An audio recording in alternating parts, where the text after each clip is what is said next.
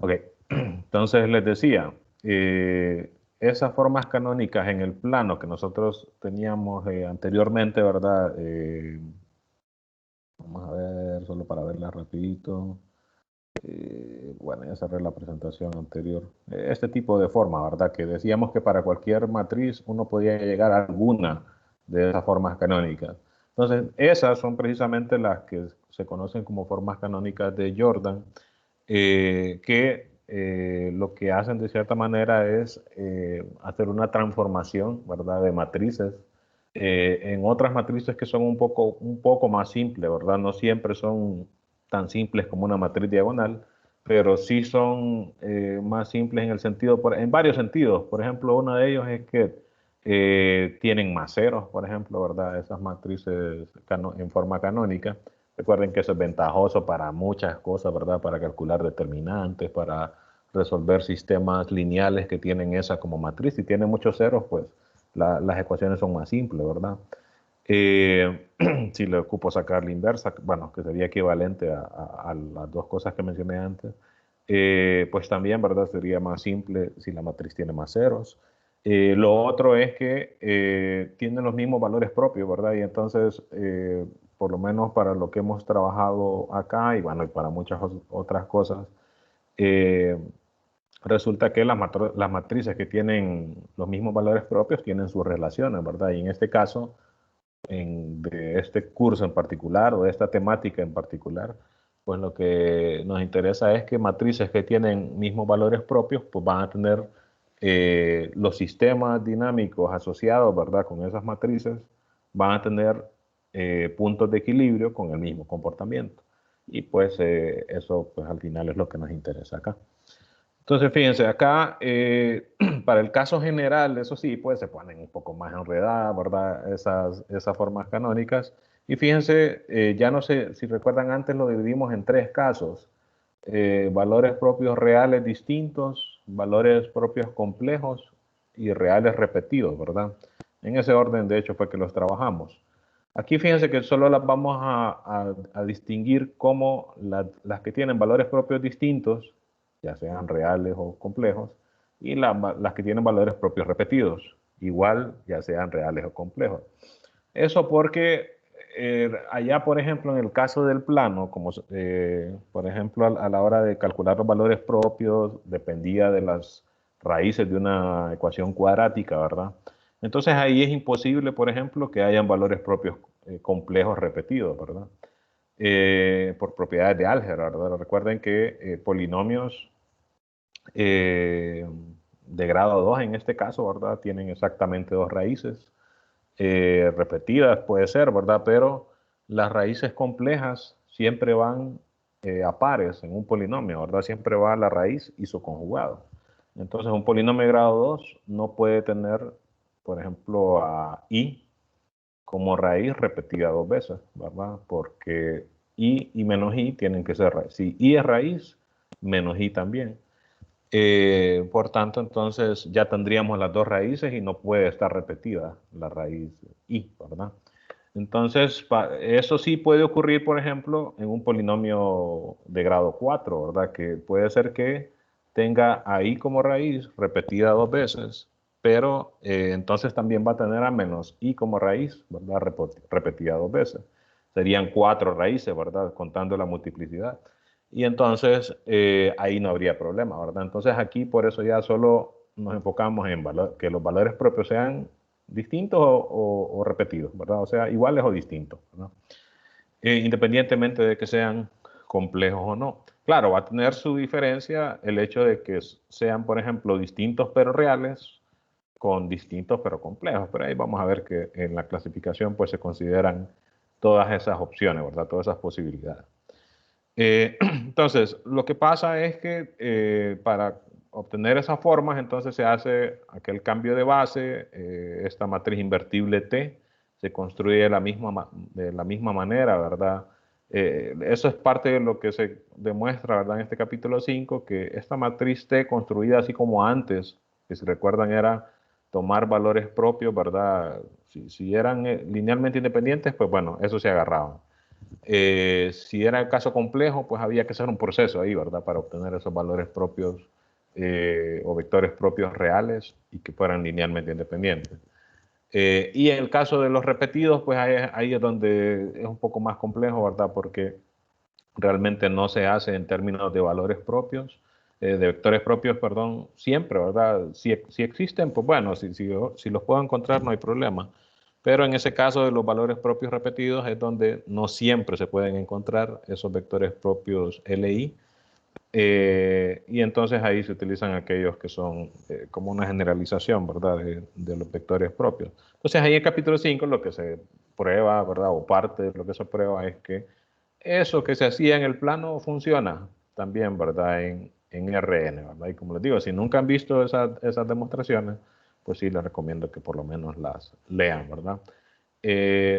No tanto para, por ejemplo, no es que les voy a preguntar algo sobre eso, porque, como les digo, la clase no es de álgebra lineal, pero ustedes pues van a ser licenciados en matemáticas, entonces ese tipo de cosas se considera que cualquier licenciado de matemáticas por lo menos las haya visto alguna vez, ¿verdad? Es como, vaya, por ejemplo, si recuerdan en cálculo 1, o en cálculo 2, cuando uno empieza a ver aquellas integrales enredadas, como que casi cualquier persona que estudió suficiente cálculo tuvo que haber visto aquella integral de raíz de tangente, ¿verdad? ¿Se acuerdan? Es súper famosa porque utiliza prácticamente todas las técnicas de integración que uno ve, ¿verdad? Ahí en cálculo. Entonces, casi siempre por alguna razón uno la ve, ¿verdad? Entonces, se considera como que si alguien pasó cálculo, entonces en algún momento seguramente vio esa integral, ya sea que la resolvió y que la aprendió a resolver, o que por lo menos la haya visto y que sepa, ah, esa integral era difícil o era larga, ¿verdad? Porque había que hacer un montón de cosas. Entonces aquí similar, ¿verdad? Ese tipo de prueba de que, por ejemplo, esta matriz T, construida como antes, existe para matrices de n por n, pues es una cuestión que uno por lo menos se considera que la tuvo que haber visto, ¿verdad? Y que al ser licenciado en matemáticas, pues no se le debe hacer raro, ¿verdad? Entonces, si no lo han leído nunca, pues hay que ir a leer, ¿verdad? Entonces, fíjense, esta es una de las formas. Este es para el caso de valores propios distintos. Aquí, fíjense, estos lambda i, bueno, desde lambda 1 hasta lambda k, serían los valores propios reales, que son distintos. Entonces, recuerden que esto viene del polinomio característico, ¿verdad? De la matriz. Entonces se resuelve esa ecuación polinómica. Entonces, si tiene k valores propios reales distintos, pues eso lo voy a poner aquí en la diagonal de la forma canónica, ¿verdad? Y si hay complejos distintos, entonces para cada número complejo de esta forma, y fíjense que aquí también, aquí se está considerando el complejo y su conjugado, ¿verdad? Entonces para cada pareja de raíces complejas de esta forma, entonces aquí vamos a poner un bloque, una matriz de 2 por 2, donde fíjense que estas matrices tienen exactamente la forma que teníamos en el caso del plano, ¿verdad? Una matriz de esas que le llamamos de rotación, ¿verdad? Donde pues en la diagonal va la parte real y en la otra va la parte compleja, una positiva, la otra negativa, ¿verdad? Entonces, si hay, por ejemplo, qué sé yo, 5 raíces complejas distintas, y ojo que la raíz con el conjugado no se consideran distintas, por lo menos para esta forma, ¿verdad? O sea, cada bloque de estos va para cada pareja, ¿verdad? De raíces complejas. Imagínense que las raíces fueran, vamos a escribir un poquito acá. Imagínense que tenemos un polinomio que tiene como raíces, o vaya, hacemos el proceso ese de encontrar valores y vectores propios, ¿verdad? Déjenme hacer esto un poquito más grande. Y entonces encontramos, por ejemplo, que los valores propios son lambda 1 igual a 1, o vaya, para hacerlo más rápido, que algunos de los valores son, voy a escribir así mejor, más o menos 1, digamos más o menos 2, o sea, hay 4 valores propios reales distintos y que hay, por ejemplo, 4 valores propios complejos distintos, digamos más y menos i, y 1 más menos i, por ejemplo. Entonces esto vendría de un polinomio de grado 8, ¿verdad? Porque tengo 8 raíces acá. Entonces, la forma canónica correspondiente a una matriz que tenga estos valores propios, entonces la construiríamos así. Ya sabemos que va a ser una cosa grande, ¿verdad? En la diagonal, pues ponemos todos los valores propios reales distintos, ¿verdad? 1 menos 1, 2 y menos 2, ¿verdad? Y para cada pareja de esta, ¿verdad? De valores propios complejos, ponemos un bloque, así como estaba indicado en la presentación. Entonces, en cada bloque se pueden como indicar, ¿verdad? Aquí en concreto, no es necesario poner estos corchetes, pero es como para verlo más claro. Entonces aquí pondríamos 0 y 0, ¿verdad? En la diagonal, porque la parte real de este, pues es 0, ¿verdad? Y en la parte compleja que es 1, entonces aquí 1 positivo y menos 1 acá, ¿verdad? Y entonces este bloquecito sería asociado a esta pareja de valores propios complejos, ¿verdad? Y similar para los otros dos, ¿verdad? Entonces en la diagonal la parte real, que ahora es 1, y en la otra entonces sería 1 y menos 1, ¿verdad? Y aquí estamos, noten que en lo demás no estamos poniendo nada, entonces eso significa que todas las demás componentes de esta matriz son 0, ¿verdad? De que aquí habría 0, 0, 0, ¿verdad? Y así sucesivamente, ¿verdad? Esta sería una matriz de 8 por 8, ¿verdad? Porque tenemos 8 valores propios, entonces vendríamos originalmente de una matriz de 8 por 8, ¿verdad? Entonces, claro, esa matriz original lo que va a tener qué sé yo, podríamos decirle, más complejo que esta, es que probablemente la original no tenga tantos ceros como esta, ¿verdad? Esta va a tener en toda esta parte, va a ser casi como triangular, ¿verdad? La matriz. No exactamente, ¿verdad? Por estas componentes de acá, pero casi como triangular. Y todas esas componentes de ahí, ¿verdad? Que no estamos indicando son cero, ¿verdad? Tanto arriba, ¿verdad? Como acá abajo, ¿verdad? Entonces, si recuerdan, este tipo de matrices tienen muchas ventajas, ¿verdad? Como les decía, para calcularle sus determinantes o su inversa, ¿verdad? Y ese tipo de cosas. Incluso para hacer algunos productos. Y si recuerdan, en álgebra lineal numérica, bueno, si ya tomaron el curso, hay varios métodos que dependen de poder reescribir matrices como ciertos productos, ¿verdad? Específicos. Y entonces, usualmente las matrices nuevas que se utilizan son similares a esta, ¿verdad? Ok, entonces más o menos así es como se construye la forma canónica para una matriz, ¿verdad? Que tiene valores propios distintos. Y noten que ya no importa si son reales o complejos, pueden ir como combinados, ¿verdad? Eso depende de cómo sea la matriz original. En el otro caso, de los valores propios repetidos, fíjense cómo cambia. La nueva matriz ahora va a ser también así, ¿verdad? Algo como diagonal, no exactamente diagonal, ¿verdad? Donde cada uno de estos va a ser un bloque que va a tener o esta forma o esta forma. Entonces, en el primer caso va a ser cuando los valores propios sean reales, ¿verdad? Y entonces, esta matriz, por ejemplo, si el valor tiene multiplicidad 2, pues entonces va a ser una matriz de 2 por 2. Si el valor propio tiene multiplicidad 5, pues esta matriz va a ser de 5 por 5. Noten que va el valor propio en la diagonal, pero arriba de la diagonal van unos, ¿verdad? Entonces no es exactamente diagonal la matriz, pero casi, ¿verdad? Y en el caso de que los valores propios sean complejos y repetidos, entonces fíjense que en la diagonal van este mismo tipo de bloque, ¿verdad? Según la parte real, alfa y beta siempre son la parte real y compleja, ¿verdad? Del valor propio. Y similar a como aquí ponemos unos, entonces arriba de cada bloque de esto va a ir una matriz de identidad de 2 por 2, ¿verdad? Entonces, solo para tener un ejemplo, quizás ahí no tan grande, ¿verdad? Para no estar mucho tiempo en eso. De repente podríamos tener algo así, ¿verdad? Que tengamos lambda igual a 1 y digamos repetido 2 veces. Lo voy a poner, qué sé yo, así. No recuerdo alguna notación para indicar la multiplicidad. Digamos que este está repetido 2 veces y que tenemos lambda igual a i y bueno, tendría que estar más y menos y, ¿verdad? Y que estos también estén repetidos 2 veces. Entonces esto vendría de un polinomio de grado 6, ¿verdad? Porque estaría 1 repetido 2 veces, y 2 veces, y menos y 2 veces, ¿verdad? 6 raíces, entonces vendríamos de una matriz de 6 por 6. Entonces, la forma canónica correspondiente sería algo así, ¿verdad?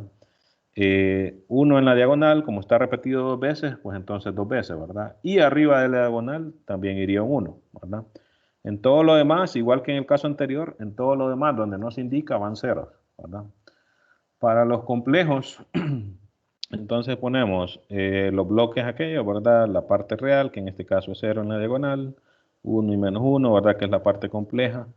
Eh, fíjense que en la primera vez que aparece, eh, cada uno de estos, fíjense, o más bien, o es así, ¿verdad? Cada una de estas B sub K o B sub J, llamémoslo.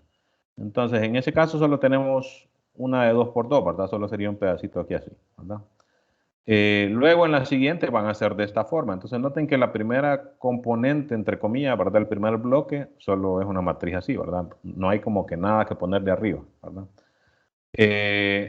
Luego en la siguiente elemento de la diagonal va otro bloque idéntico, ¿verdad? Pero arriba de él sí va la identidad de 2 por 2. Entonces, en este caso, como está repetido 2 veces, ¿verdad? Entonces va a ir otro bloque idéntico, ¿verdad? Pero arriba de él va a ir la identidad de 2 por 2, ¿verdad? Aquí pondríamos 1, 0, 0, 1, ¿verdad? Noten, estos corchetes realmente no es necesario ponerlos, ¿verdad? Solo es como para ver con claridad dónde van los bloques esos, porque esto realmente es una sola matriz grande, ¿verdad? Y coincide con el hecho de que vendría de una matriz de 6 por 6, ¿verdad? Todo lo demás, todo lo de aquí arriba, todo lo de acá abajo serían ceros, ¿verdad? Entonces esto sería una matriz de 6 por 6, que coincide, como les digo, con el hecho de que aquí, pues, asumimos que partimos de una matriz que tiene estas 6 raíces, ¿verdad? Recuerden que la multiplicidad cuenta para ese conteo de cuántas raíces hay, ¿no? Entonces, más o menos así sería la situación, ¿verdad? Si las raíces complejas están repetidas más veces, pues igual se van poniendo estos bloques, la cantidad de veces que esté repetida, y arriba la identidad en vez del 1 que se ponía para el caso real, ¿verdad? Ok, entonces, fíjense, acá solo lo estamos diciendo, ¿verdad? Ok, existen estas matrices y como les digo, puede ser que ustedes ya hayan visto la justificación de por qué, ¿verdad? Esto funciona, ¿verdad? O sea, las demostraciones de que para cualquier matriz A, ¿verdad? Se puede hacer esto. Y si no, pues entonces hay que ir a ojear por lo menos esas demostraciones, ¿verdad? Que están, como les digo, aquí en esta parte inicial del capítulo 5, ¿verdad? Y lo van haciendo ahí caso por caso, ¿verdad? Entonces, este tipo de resultados son los que les digo que por lo menos alguna vez uno tiene que haberlos leído, ¿verdad? O visto por ahí. ¿Ok?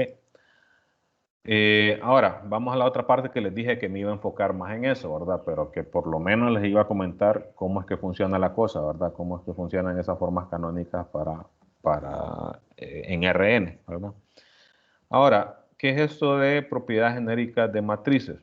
Fíjense, vamos a denotar el conjunto de matrices de n por n como L de Rn, perdón. Hay varias formas de denotar las matrices de n por n, ¿verdad? Aquí esta notación está más asociada con el hecho de que matrices de n por n están relacionadas con transformaciones lineales de Rn en Rn, ¿verdad? Entonces esta notación va más en esa línea, ¿verdad? Si recuerdan, hay otras notaciones como m sub n al cuadrado, qué sé yo, hay un montón de formas, ¿verdad? Eh, entonces, fíjense, esto lo podemos ver como un espacio, ¿verdad? Un espacio vectorial en el cual podemos definir una norma, así como en Rn, pues podemos definir una norma, ¿verdad? Para ello, la forma más simple de verlo es que, pues, esto va a tener dimensión finita, ¿verdad? Porque es un conjunto de matrices de n por n. Entonces va a tener dimensión n al cuadrado, ¿verdad? Por propiedades o teoremas de álgebra lineal, cualquier espacio vectorial de dimensión finita, pues va a ser prácticamente lo mismo, ¿verdad? Que trabajar con un Rn con la misma dimensión. En este caso, el n sería n al cuadrado, que es la dimensión el espacio vectorial de matrices de n por n, ¿verdad? Entonces, ese espacio se puede ver, en términos algebraicos uno dice que es isomorfo A, ¿verdad? Pero bueno, tal vez no hablando tanto así, tan técnicamente, digamos, lo podemos ver como que fuera prácticamente lo mismo que el espacio Rn al cuadrado, ¿verdad? Puesto que la dimensión de este es n al cuadrado. Y en este, la ventaja es que nosotros ya tenemos mucha información aquí, ¿verdad? Ya sabemos que es espacio vectorial, ya sabemos que podemos definir una norma. De hecho, hay varias formas de hacerlo, ¿verdad? Pero con la usual, ¿verdad? Que es aquella, la norma euclidia de la raíz de las componentes al cuadrado, ¿verdad? Sumadas. Eso ya me sirve como una norma, ¿verdad? Y me permite considerar distancia, ¿verdad? En el espacio. Recuerden que poder hablar de distancias ya me permite poder hablar de convergencia de sucesiones, ya me permite hablar de límites, entonces, ya me permite hablar de continuidad de funciones, etcétera, ¿verdad? Y esa es la ventaja de poder definir una norma en el espacio, ¿verdad? Vamos a hablar de que intuitivamente que un conjunto es grande si es abierto y denso dentro de un espacio. Y aquí los conceptos de abierto y denso son los conceptos topológicos, ¿verdad? Eh, abierto, pues recuerden que la forma básica de definirlo es en términos de vecindades, ¿verdad? Se puede hacer en términos de bolas. Eh, pero piensen, ¿verdad? Por si no han llevado, por ejemplo, cursos como topología o análisis, piensen en abierto como lo usual que uno maneja, ¿verdad? Que es, por ejemplo, en R2, ¿verdad? Conjuntos que no tienen la frontera, ¿verdad? Por ejemplo, el disco, ¿verdad? No necesariamente centrado, pero con sin los elementos de la orilla, ¿verdad? O sea, una cuestión así. Eh, ese es el prototipo, digamos, ¿verdad? Pero incluyendo lo de adentro, ¿verdad? Es como el prototipo de un conjunto que es abierto, ¿verdad? Y el prototipo de un conjunto cerrado en R2 es lo mismo, solo que incluyendo, ¿verdad? Incluyéndole área, ¿verdad? O sea, un disco con incluida la frontera, ¿verdad? Entonces, claro, hay, lo malo a veces de asociar abierto y cerrado con este tipo de conjuntos es que uno, hay veces que comete ciertos errores por querer irse con argumentos intuitivos. Y, por ejemplo, en cursos como topología y análisis, a uno ahí le rompen la intuición, ¿verdad? Porque le dicen, tal conjunto es abierto y uno ni forma le ve al conjunto y no hay forma de asociarlo con cosas así. Entonces, pues en ese sentido hay veces que no es tan conveniente pensar así, ¿verdad? Pero bueno, al final, de hecho, cuando uno quiere hacer a veces demostraciones, se basa en las ideas que uno puede visualizar en R2, ¿verdad? Y a partir de eso tratar de generalizar a las cuestiones que son más abstractas, ¿verdad? Entonces, abierto, piensa en este tipo de conjunto, ¿verdad? Por lo menos acá va a ser suficiente porque pues no estamos en un curso tan abstracto donde ocurren esas cosas tan extrañas, ¿verdad? Y cerrado así, ¿verdad?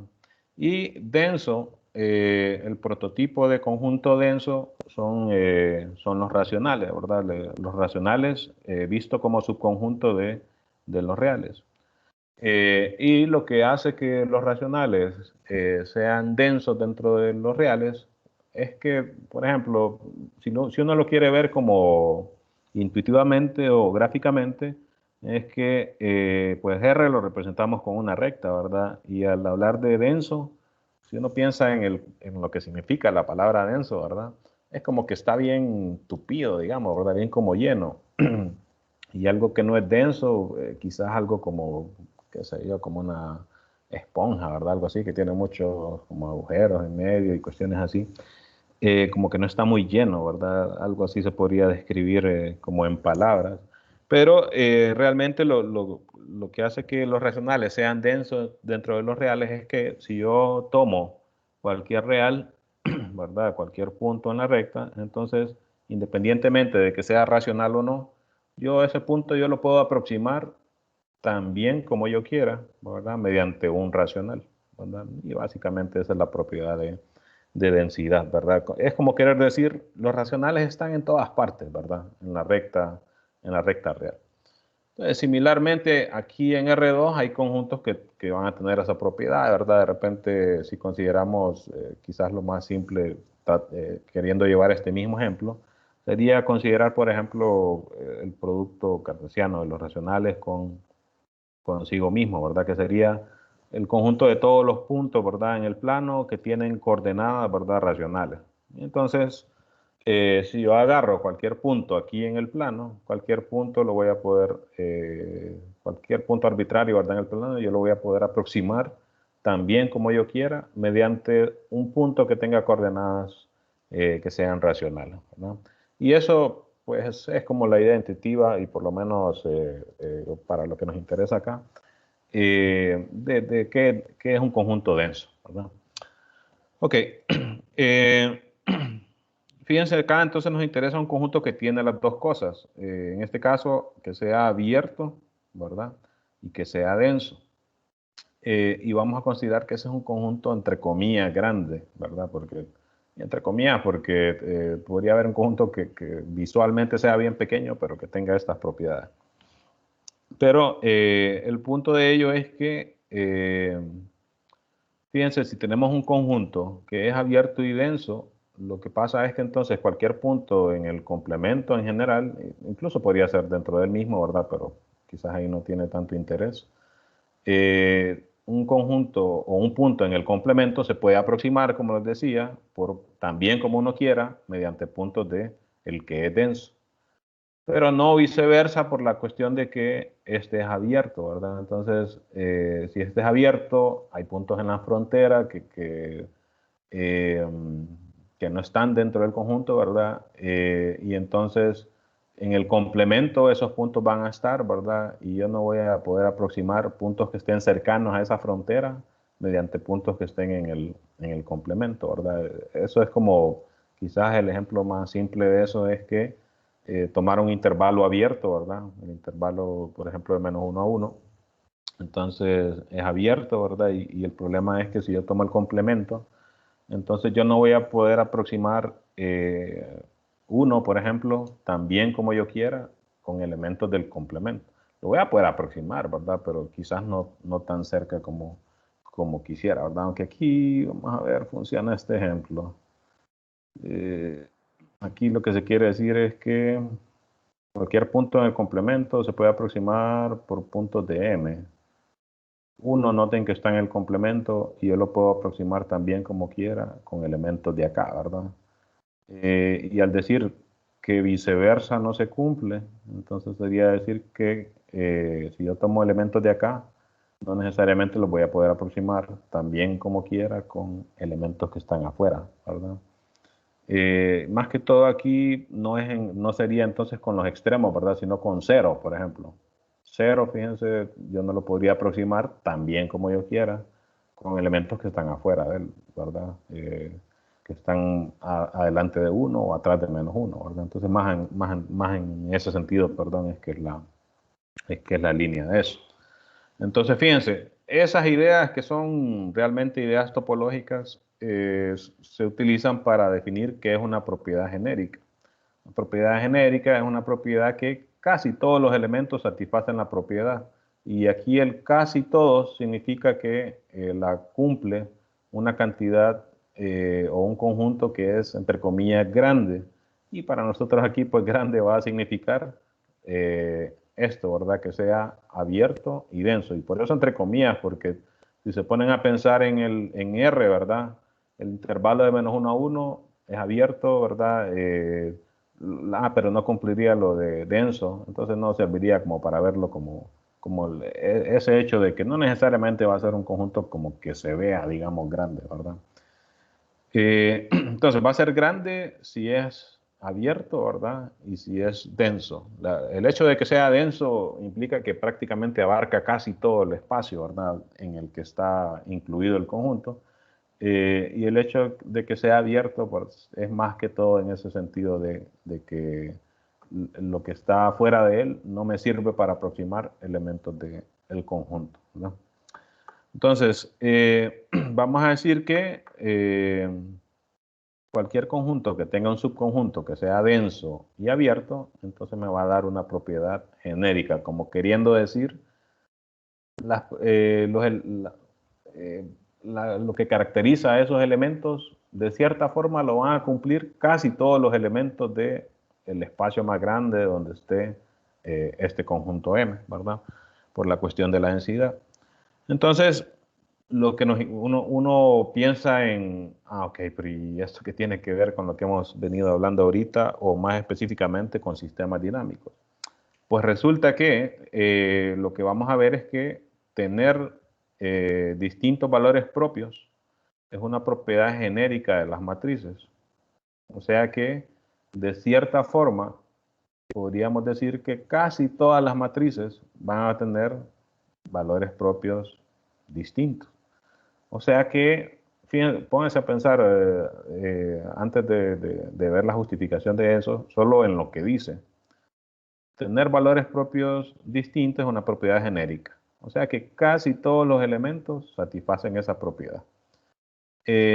Recuerden que eso de la cuestión de las cardinalidades es una cuestión un poco hasta como filosófica ahí, ¿verdad? Pero el punto es que estaríamos diciendo que la mayoría de matrices al final van a tener valores propios distintos. ¿Qué ventaja tendríamos?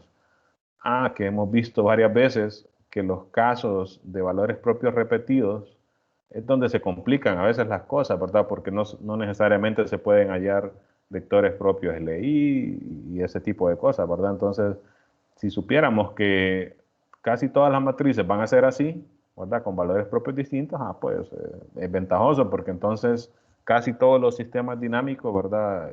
Lineales van a tener comportamiento de este tipo, ¿verdad? O sea que sería una conclusión bastante fuerte en relación a lo que a los sistemas dinámicos, ¿verdad? Entonces, pues eso es lo que queremos ver. Y entonces ya lo anunciamos como teorema. El conjunto M de aquí, de matrices de n por n, que tienen n valores propios distintos, es abierto y denso dentro de todo el conjunto de las matrices de n por n, ¿verdad? Noten que las matrices que tienen valores propios distintos solo forman un subconjunto de todas las matrices de n por n, ¿verdad? Su complemento, pues serían las matrices que tienen valores propios iguales, ¿verdad? O repetidos. No necesariamente todo, ¿verdad? Pero con uno que tenga ya repetido, pues ya se quedaría fuera de este conjunto M, ¿verdad? Y entonces estamos diciendo que las matrices que tienen valores propios distintos es un conjunto grande, ¿verdad? En este sentido, ¿verdad? Que es abierto y denso dentro del conjunto de todas las matrices, ¿verdad? O sea que, pues, como digo, es bien ventajoso saber eso, ¿verdad? Que si yo tengo una matriz que tiene valores propios repetidos, yo la puedo aproximar tan bien como yo quiera mediante una matriz cuyos todos los valores propios sean distintos, ¿verdad? Y entonces, a la hora de clasificar el sistema, basarme solo en las técnicas que hemos visto para valores propios distintos, que pues hemos visto también que usualmente son un poco más simples que en los casos donde se repiten los valores, ¿verdad? Ok, entonces vamos a la prueba. Esta es una prueba típica de análisis. Y de hecho, pues por eso les decía que me quería meter un poco más en esto, porque quizás en el curso de álgebra de la lineal numérica puede ser que sí hayan comprobado algo similar, ¿verdad? Pero bueno, veamos entonces. Fíjense, consideramos entonces una matriz que tenga algunos, ¿verdad? Valores propios repetidos. No necesariamente todos, como les digo, ¿verdad? Sino que con que tenga dos valores propios, o un valor propio repetido dos veces, entonces ya con eso se quedaría fuera de este conjunto M, ¿no? Entonces, como vimos antes, aunque tenga valores propios repetidos, podemos encontrar una forma canónica, ¿verdad? Correspondiente a ella, que sería la segunda, esta que vimos, ¿verdad? Que es un poco más enredada. Entonces, fíjense, vamos a suponer que lambda es uno de esos valores propios repetidos. Pues, como les digo, pueden ser que sean más, ¿verdad? Pero digamos que este es uno de ellos, ¿verdad? Y escojamos un lambda j, que sería, por ejemplo, si este es real, ¿verdad? Pues este sería real. Recuerden que aquí ya no estamos metiéndonos tanto al hecho de que sea reales o no, ¿verdad? Entonces este podría ser complejo y entonces este lambda j tendría que ser un número complejo también. ¿Qué es lo que queremos? Que la distancia entre el valor propio que está repetido y este valor que estamos escogiendo sea tan pequeña como nosotros queramos. ¿Por qué podemos hacer eso? Recuerden que estos son, si es real, ¿verdad? Entonces nosotros podemos, solo estamos diciendo aquí, ok, tengo un real arbitrario, agarro otro de tal manera que la distancia al original sea tan pequeña como yo quiera. Eso siempre lo podemos hacer. Y en el caso complejo, pues también, ¿verdad? Recuerden que los complejos los podemos asociar como con puntos en el plano, ¿verdad? Solo que en el plano complejo. Pero igual, ¿verdad? Si yo tengo un punto, un complejo por acá, ¿verdad? En el plano complejo, yo puedo hallar otro, ¿verdad? Que esté tan cercano a él como yo quiera, ¿verdad? Entonces estamos cambiando, ¿verdad? O estamos escogiendo, perdón, un nuevo valor, ¿verdad? Asociado al valor propio que está repetido, ¿verdad? Entonces, fíjense, si la matriz que nosotros tenemos, ¿verdad? Por ejemplo, para el caso real dijimos que iba a tener bloques de este tipo, ¿verdad? Según la cantidad de veces que estuviera repetido el valor propio lambda. Entonces, lo que hacemos es, si está repetido, por ejemplo, según esto, j veces, entonces escogemos j valores que estén tan cercanos a lambda como nosotros queramos y distintos, ¿verdad? Podemos hacerlo, por ejemplo, si, como esto decimos que queremos que sea tan pequeña como nosotros queramos. Entonces, si nosotros queremos que todos estén, digamos, a una distancia 0.1, bueno, yo los escojo, ¿verdad? Y puedo escoger la cantidad que yo quiera, de hecho, ¿verdad? Entonces, escogemos en este caso J, que sean distintos y que estén a esa distancia que yo quiero, ¿verdad? De lambda, ¿verdad? Y en el caso de los complejos, ¿verdad? Que llevaban bloques de esta forma, entonces lo que podemos hacer lo mismo, podríamos hacerlo con la parte real y compleja, pero no es necesario porque solo ocupamos que sean distintos. Entonces, con cambiar la parte real ya es suficiente, ¿verdad? Y entonces diría, ok, si la matriz tiene un bloque de esta forma, escojo un alfa que esté tan cercano, un alfa i que esté tan cercano a alfa como nosotros queramos, y entonces el valor complejo completo, alfa i más beta por i, va a estar bien cercano al valor complejo original, ¿verdad? Solo cambiándole la parte real. Como les digo, podríamos cambiar también la parte compleja, ¿verdad? Pero no es necesario.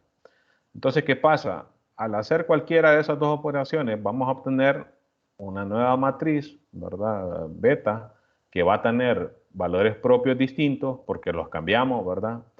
Y que esa matriz va a estar arbitrariamente cerca a la forma canónica. Eso en el sentido de que dijimos que este espacio lo podíamos ver como r a la n al cuadrado, y entonces al decir que esas matrices están cerca, sería viéndolas en términos de viéndolos como vectores de rn al cuadrado, ¿verdad? Y tomando la norma, la distancia entre ellos dos, ¿verdad? Y entonces al decir aquí arbitrariamente cerca sería en términos de esa norma. Ahí si uno quisiera ponerse a justificar eso con detalle, entonces sería una cuestión de decir, ok, empecé con la matriz original de repente A, entonces luego hice ese procedimiento, ¿verdad? De sacar la forma canónica, ¿verdad? Para que la nueva matriz me quede diagonal.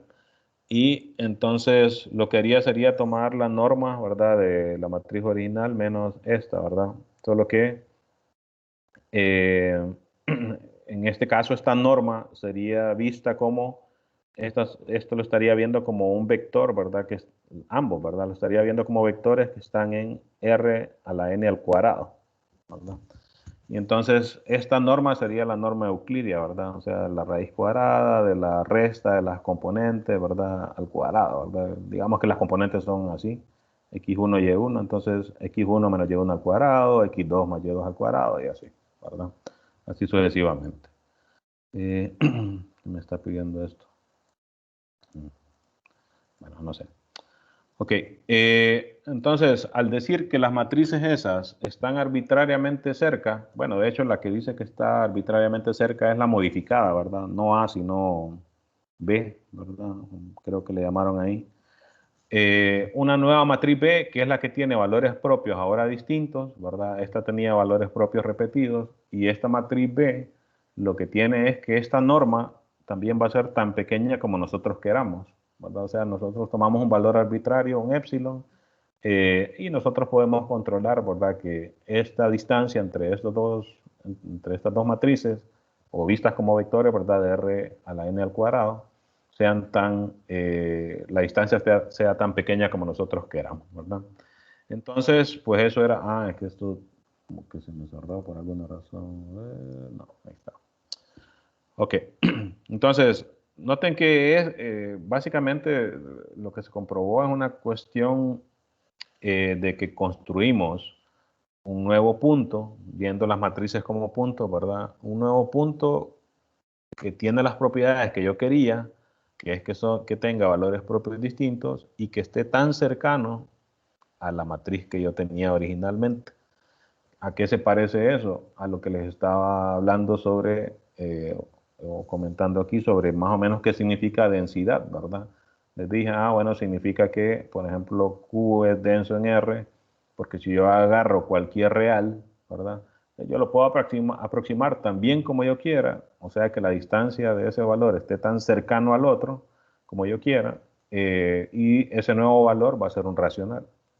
Entonces ahí estamos repitiendo lo mismo, pero con matrices, ¿verdad? En vez de los racionales serían matrices con valores propios distintos y aproximar con ellas, ¿verdad? Matrices con valores propios repetidos, ¿verdad? Ok, continuando. Eh, fíjense que falta ver aquí, porque eso solo sería para la cuestión de la densidad, ¿verdad? Eh, ahora se ocupa también la cuestión de ser abiertos. Para ello, ocupamos comprobar que el conjunto es abierto. Fíjense que para eso se va a utilizar un argumento de continuidad. Eso en el sentido de que con las funciones continuas, y bueno, esto sí, creo que la primera clase donde por lo menos le mencionan un poco de eso a uno es en cálculo 3, creo, que las funciones continuas pues mandan, ¿verdad?, de cierta forma abiertos en abiertos, pero la imagen inversa le dicen a uno de una función continua. Eh, la, a ver, la imagen inversa de un abierto a una función continua es otra función continua. Más o menos ese es el argumento que se va a utilizar aquí. Entonces, fíjense, ¿qué pasa? Si sabemos que la matriz B, ¿verdad? Tiene, la nueva matriz B, ¿verdad? Tiene valores propios distintos. Entonces, si yo hago el procedimiento ese de cambio de base, entonces también va a tener valores propios distintos, ¿verdad? Y va a estar tan cercana a la matriz A como nosotros queramos. Esto es más bien en el sentido de que, vamos a ver, déjame ver. Bueno, esta es la matriz. Lo que pasa es que no le dimos un nombre aquí. Como es la forma canónica, le podríamos llamar C, ¿verdad? A esta matriz, que es la forma canónica. La B, ¿verdad? Es la que aproxima a esta matriz. Y como es aproximadamente igual, podríamos hacer una especie de espeje, algo así, déjenme escribirlo. Eh, B estaría aproximando, lo voy a escribir así, ya les voy a mostrar, se lo estoy escribiendo. Estaría aproximando a esta matriz. Entonces tendríamos algo similar a una igualdad, ¿verdad? No exactamente porque esta solo es una aproximación. Entonces, si despejamos aquí, ¿verdad? Obtendríamos que T por B por T inversa, ¿verdad? Sería aproximadamente igual a A, ¿verdad? Y entonces la relación entre los valores propios sería similar también, ¿verdad? O sea, los valores propios de esta van a ser cercanos a los valores propios de esta, ¿verdad? Porque las matrices son casi iguales, ¿verdad? Entonces, a eso se refiere ese comentario aquí. Eh, Fíjense, si nosotros definimos entonces una función de la siguiente forma, esta función va de las matrices de n por n a las matrices de n por n. Y está dada por, a una matriz de n por n le asigna t por la matriz original por t inversa. Esto, fíjense que se puede verificar, ese sí es un ejercicio también de álgebra lineal, que esto es una transformación lineal, ¿verdad? Utilizando la definición de transformación lineal. Y se puede verificar que esto es una transformación lineal. Ya aquí sí solo lo voy a mencionar, es un resultado conocido el hecho de que si yo tengo una transformación lineal entre dos espacios vectoriales de dimensión finita, entonces esa transformación lineal va a ser continua. Y si lo escuchan como nunca había escuchado eso, por ejemplo, en el libro de análisis de Caroders, aquí en esta página pueden consultar ese resultado. Que este sí quizás no es conocido, ¿verdad? Porque es una combinación entre álgebra lineal y análisis, ¿verdad? Porque lo de álgebra lineal es la cuestión de las transformaciones lineales, pero decir que una transformación lineal es continua ya es una cuestión de análisis, ¿verdad? Y pues ahí en análisis es un resultado conocido, es un teorema como famoso, que las transformaciones lineales entre espacios vectoriales de dimensión finita son continuos, ¿verdad? Y de hecho no recuerdo si en este resultado se ocupa que sea en el mismo espacio. Eso sí no recuerdo, fíjense. O si con solo que sean de dimensión finita, yo creo que era suficiente, no necesariamente que sean exactamente el mismo espacio. Aquí les mando, por ejemplo, una fuente, ¿verdad? ¿Cómo se llama? Referencia donde pueden consultar por si lo ven extraño, ¿verdad? Ese resultado. Eh, entonces, ¿qué pasa? Si esa función es continua, pues ya podemos hacer algunos argumentos relacionados a las cuestiones de abierto, ¿verdad? Fíjense, por la continuidad, entonces, esta función va a tomar matrices que van a estar cercanas a esta, ¿verdad? Y las va a asociar con matrices que estén cercanas a la preimagen, ¿verdad? Eh, Esto entonces, aquí puse que esto es denso, pero aquí realmente esto es como para decir que esto es abierto. El hecho de que sea denso, pues ya lo habíamos argumentado anteriormente. Y entonces estos argumentos, si esta transformación por continuidad, ¿verdad? Me toma matrices cercanas a esta, me las manda a matrices cercanas a la preimagen, eso lo que indica es que me manda abiertos a abiertos, ¿verdad? O cerrados a cerrados, que en este caso lo que me interesa es lo de los abiertos, ¿verdad? Y con eso entonces tendríamos que M es abierto. Déjenme ver qué más dijimos aquí sobre abierto.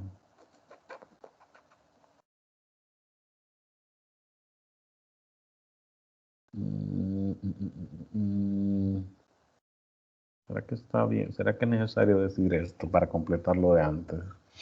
Solo déjenme pensar. Aquí habíamos dicho,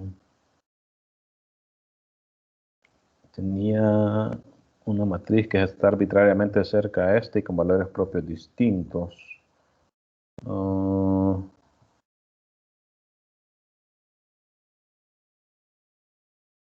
M.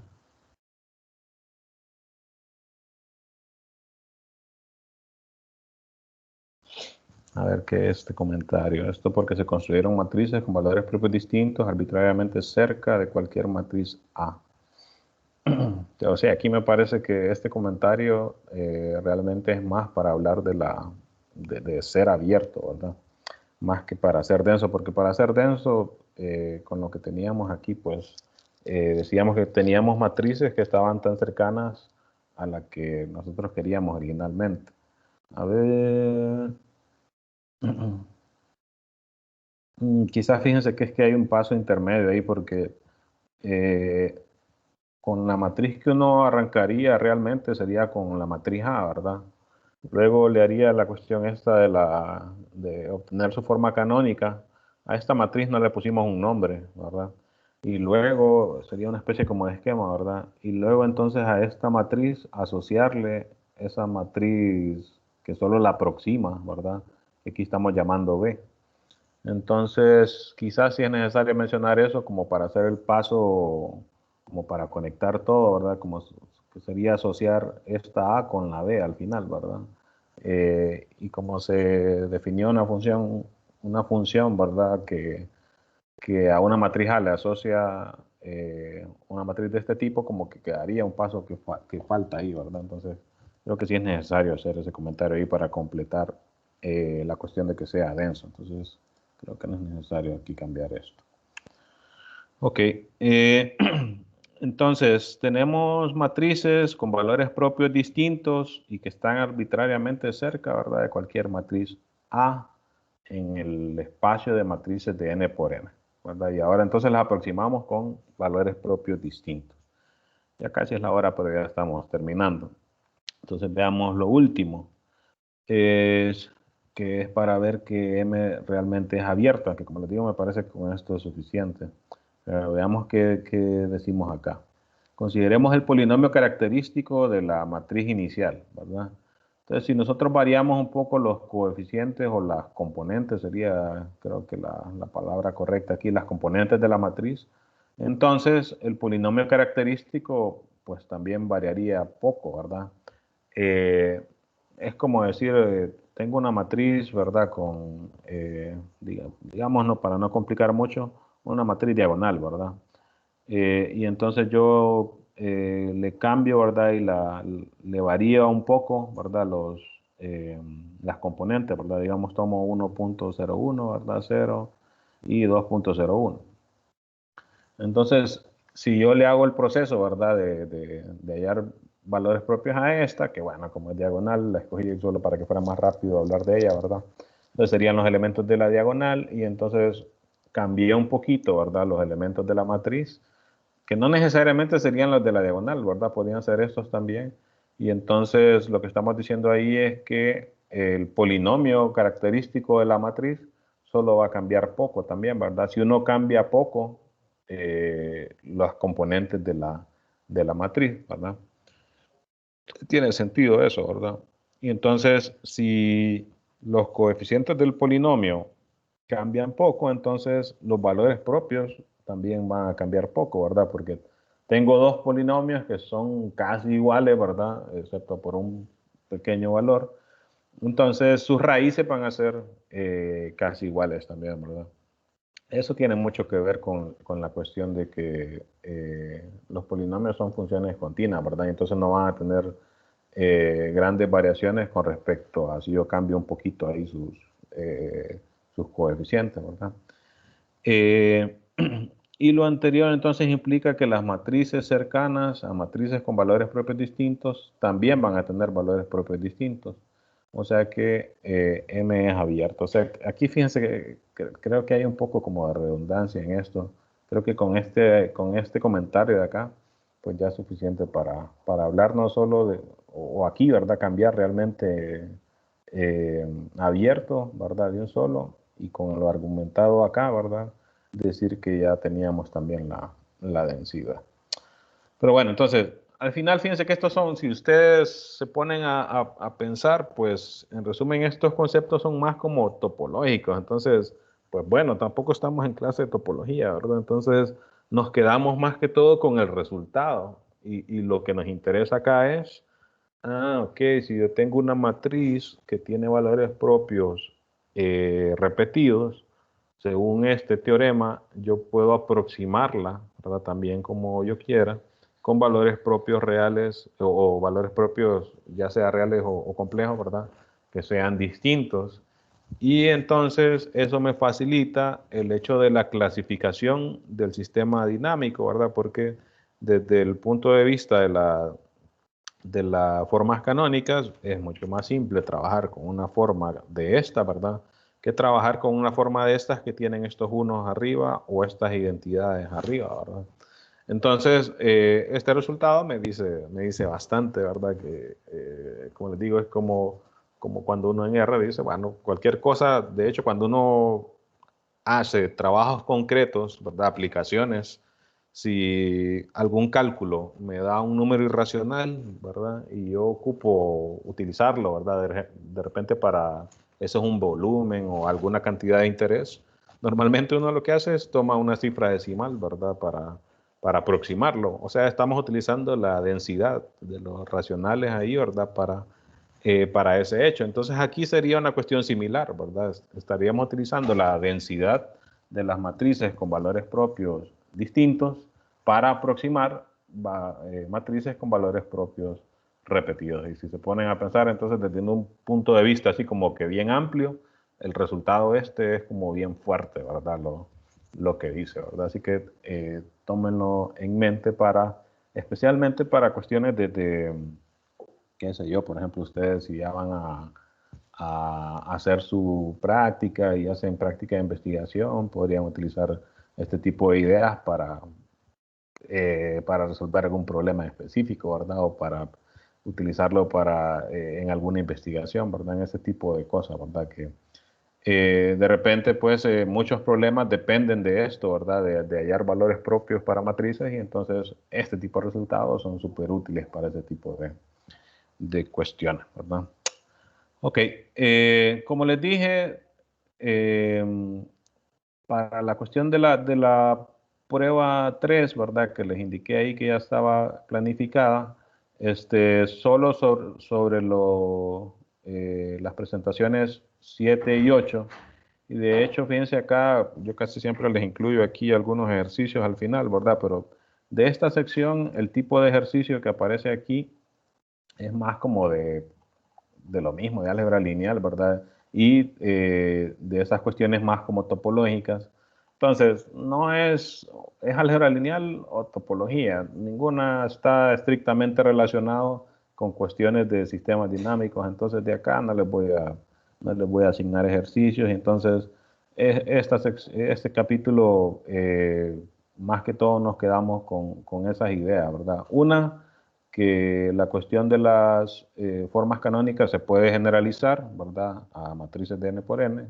Y dos, esa propiedad genérica, ¿verdad?, de matrices que me permite aproximar, ¿verdad?, que al final, pues la idea final es que las matrices con valores propios distintos son como que las que más hay, ¿verdad?, y las que podemos utilizar eh, prácticamente en cualquier ámbito. Entonces, sobre esto, por eso no les dejo tarea ahí. En todo caso, como les digo, si no han visto esos resultados antes, los de las secciones antes de la 5-6, que fue de la que más les hablé ahorita, pues ir a hojear, ¿verdad? Nada más esas secciones. Después nos vamos entonces a este capítulo 6, que aquí sí nos vamos a detener un poco más.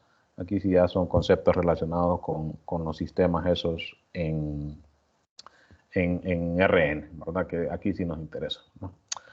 Ok, no sé si tienen alguna consulta, ya sea sobre esto que hablamos hoy o pues en general de la clase. ¿Alguien tiene alguna consulta? No. Bueno, pues nos quedamos entonces aquí por hoy. Solo comentarle, ¿verdad? Pues no podemos obviar, aunque estamos estudiando matemáticas, no podemos abstraernos de la situación del país. Recuerden que pues, ustedes, yo creo que ya todos pueden votar, ¿verdad? Hay que ejercer ese voto, aunque uno a veces no cree mucho, ¿verdad? Cree que le van a hacer fraude, que no sé qué. Pues por lo menos lo más que puede hacer uno, lo mejor que puede hacer uno es ir a elegir, ¿verdad? Por lo menos no ir a manchar un voto. Ir a manchar un voto es lo mismo, ¿verdad? Para ir a manchar un voto, mejor no ir. Y ir a elegir, por lo menos decir, ok, pero yo no conozco a nadie. Bueno, pero uno sí conoce la gente que ha hecho malas cosas, ¿verdad? Últimamente en el país. Entonces, por lo menos hay que ir a decir, no, yo no quiero que esa persona sea, ¿verdad? Es como que les diga, mañana vamos a hacer el examen final de esta clase. ¿Quiénes están de acuerdo? Y solo voten 5. Y de los 5, 3 votaron, sí, estoy de acuerdo. Entonces mañana va a ser el examen final y ahí se acaba la clase, ¿verdad? Como los que no votaron, es que no les importa, ¿verdad? Y no les importa si es mañana o no. Entonces, si se ponen a pensar, básicamente es lo que uno está diciendo cuando no vota, ¿verdad? Así que pues yo les recomiendo que ejerzan ese voto, aunque ustedes crean que al final no va a contar, de cierta forma cuenta, ¿verdad? Ok, con eso nos quedamos entonces. Nos veremos. Saludos a todos, pendientes ahí siempre al campus y a su correo, ¿verdad? Nos veremos.